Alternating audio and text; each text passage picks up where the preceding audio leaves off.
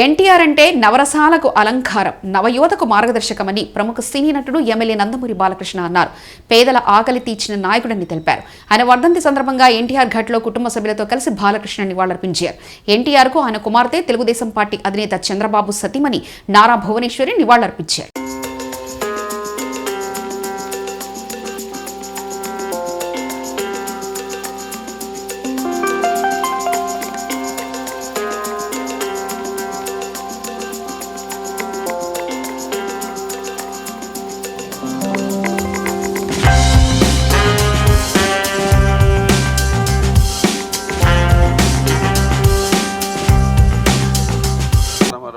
అలాగే పార్టీ వ్యవస్థాపకులు ఆయన ఈ 28వ వర్ధంతి సందర్భంగా అందరికడికి ఆయన ఘాట్కి నివాళులు అర్పించడానికి ఇక్కడికి రావడం జరిగింది. భూమి మీద ఎందరో పుడతారు గెడతారు కానీ అందరూ మహానుభావులు కాలేరు.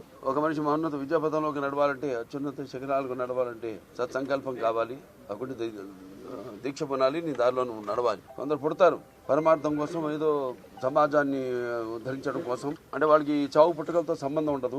సో ఎన్టీఆర్ అంటే ఒక నటనకు నిర్వచనం, ఎన్టీఆర్ అంటే నవరసాలకు ఒక అలంకారం, ఎన్టీఆర్ అంటే ఆయన నటన ఒక విశ్వాధ్యానం, ఎన్టీఆర్ అంటే ఒక నవ శకానికి ఆరంభ మంత్రం, ఎన్టీఆర్ అంటే నవజాతికి ఆయన మార్గదర్శకం, ఎన్టీఆర్ అంటే నానా జాతులకు దైవ సమానం. అలాగే ఎన్టీఆర్ అంటే నవ యువతకు ఒక మార్గదర్శకం, అలాగే రక్తాన్ని మరిగేలా చేసే ఒక అగ్నికణం. ఆయన నడిచిన మార్గమే భగవద్గీతలో సాగిన ఒక జీవన విధానం.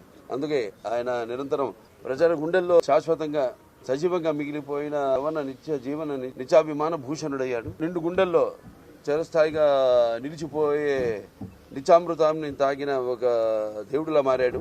మరణమే లేని చిరస్మరణీయ మహనీయుడు అనిపించుకున్నాడు ఆయన. అలాగే ఎవరు అంత ఘనంగా జీవించలేని ఒక మహనీయమైన జన్మను పొందాడు.